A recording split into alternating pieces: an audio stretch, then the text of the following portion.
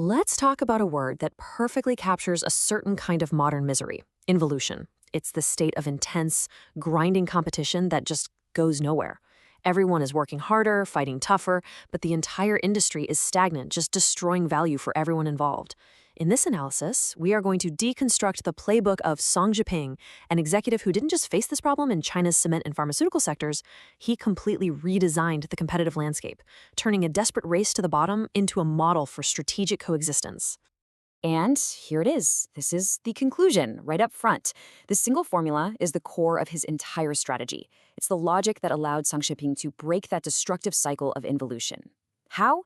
By merging the immense scale and stability of state-owned enterprises with the incredible energy and vitality of the private sector. If you understand this one equation, you're well on your way to understanding everything that follows. So here's our roadmap to unpack this model. We'll start with the high-level design, then we'll diagnose the specific problem he was facing. After that, we'll get into the core tactics, explore the philosophy that drove them, and wrap up with a powerful lesson for any leader in a hyper-competitive market today. All right, Section 1. The architect of this strategy was Song Jiping. He was known as the dual chairman because he simultaneously led two massive companies, China National Building Material, or CNBM, and Sinopharm, and took them both into the Fortune 500. His real breakthrough wasn't just being a better manager. It was a fundamental reimagining of a company's role within its entire market ecosystem. At the very heart of his design was this idea of state-owned enterprises run by market principles. Now, what does that really mean? It means decisions had to be driven by market logic, things like efficiency, profit, and customer needs, not by top-down administrative orders. And crucially, this wasn't just some internal motivational slogan. To make it real, it required deep structural change through what's called a mixed ownership reform, fundamentally altering the governance of the company itself. So, to really appreciate how elegant his solution was, we first have to understand the disease he was trying to cure. In two completely different sectors, Song Jiping found himself facing the exact same structural problem, this value-destroying zero-sum competition we call involution. You know, it's really important to see that evolution isn't just a trendy buzzword for tough competition. It describes a very specific kind of structural trap. Imagine thousands of companies fighting over a limited market with basically the same products. They all end up collectively worse off. And the key drivers here? Massive overcapacity and a totally fragmented industry.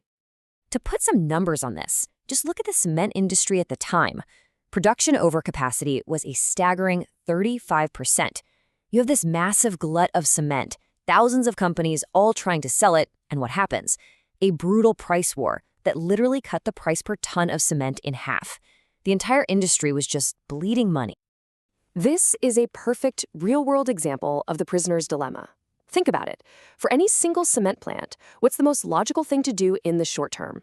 Cut your prices to get the sale and keep your factory running. Of course. But when every single plant makes that same rational decision, the result is a collective disaster. It traps the entire industry in this vicious race to the bottom. And what's fascinating is that this problem wasn't unique to cement. If you look at pharmaceutical distribution, you see the same fragmented structure. But the symptoms were different. Instead of price wars, you had inefficient logistics, high costs, and poor service quality. It got so bad it actually became a roadblock to national healthcare reform. So the diagnosis was the same. A fragmented market leading to collective failure, but the treatment had to be tailored to the specific industry. Okay, so we've diagnosed the problem. Now let's get into the execution. How exactly did Song Jiping pull off this incredible transformation? Well, it all came down to a set of core tactics built around alliance and reorganization, all designed to do one thing: turn fierce competitors into willing partners. He totally rejected the idea of a traditional, hostile M&A approach. Instead, he pioneered something called the regional platform integration model. Here's how it worked. First, CNBM would set up a regional holding company, like Southern Cement. This new company, itself a mixed ownership entity, would then become the vehicle for bringing together hundreds of smaller private companies in that region. The real innovation, though, was how he brought them on board. And this was the core mechanism, the 30-70 principle. CNBM would acquire a 70% stake, which gave it strategic control and the ability to provide serious financial backing. But, and this is the genius part, The original private owners were incentivized to keep the other 30% and, critically, to stay on and actually manage the operations. This flipped the script from a hostile takeover to a strategic partnership. Suddenly, the entrepreneurs kept skin in the game, their wealth was now tied to a much bigger, more stable platform, and all their valuable market expertise was retained. And this wasn't a one-trick pony. The exact same logic was applied at Sinopharm. By using this partnership model to acquire regional distributors, Sinopharm was able to rapidly build a cohesive national distribution network. This didn't just create a hugely profitable company, it also built the very infrastructure the government needed for its healthcare reforms to work. It was a perfect alignment of corporate and national strategic goals.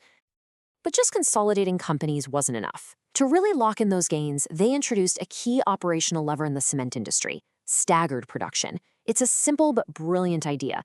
By coordinating industry-wide shutdowns during the low-demand seasons, they could actively manage supply. Song Ziping had this great insight that price wars are often psychological. They're triggered by the pressure of having warehouses full of unsold product.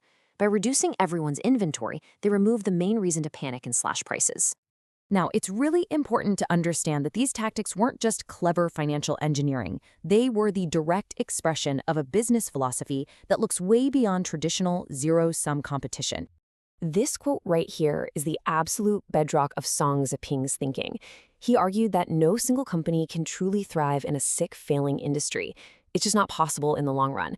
So a leader's first job, in his view, isn't to crush the competition, is to ensure the health and stability of the entire ecosystem. It's this ecological perspective that allowed him to frame his consolidation not as a conquest, but as a collective mission to save the industry from itself. He also zeroed in on a massive blind spot in business strategy, this obsession with volume and cost-cutting while totally neglecting the strategic power of pricing. He saw this as a direct cause of involution. Everyone was competing on who could make more stuff for cheaper, instead of who could create value that was actually worthy of a fair price. He often cited the management guru Kazuo Inamori, who said, "Pricing is management. Pricing determines life or death." And he's right. Research shows that even a small improvement in price has a much bigger impact on profit than an equivalent gain in volume or reduction in cost. So for him, reclaiming control over pricing was the critical first step to shift from a model driven by volume to one driven by value. But escaping involution for good takes more than just stabilizing the market. It requires real innovation. Song Ziping laid out this fortizations framework as the path forward. See, consolidation stops the bleeding. It buys you time. But you have to use that time to systematically pursue differentiation, to serve niche market segments, to move up the value chain through premiumization, and to build a powerful brand. This is the only way to create a sustainable escape from the gravitational pull of commoditization. And this brings us to our final section, which is really the most important takeaway from this entire case. It all boils down to a fundamental question about a leader's identity. Song Ziping drew a very sharp line between these two roles. Management, he said, is about doing things right. It's an internal focus on efficiency, on controlling costs, on optimizing processes. Strategy, on the other hand, is about doing the right things. It's an external focus on making the correct choices about markets, pricing, and your competitive position. In a stable world, being a good manager might be enough. But in an era of involution, you absolutely have to be a strategist. And that leads us to the ultimate lesson here. When the game itself is broken, the winning move isn't to play it better. It's to change the game entirely. To truly escape involution, a leader has to evolve from being a skilled player on the board to becoming the architect of a new, more rational, and more valuable competitive landscape. So the question this whole analysis leaves us with is a simple one to ask, but a hard one to answer. In your own industry, in your own company, are you simply a player making the best moves you can with the rules you've been given? Or are you the architect who's redesigning the board itself?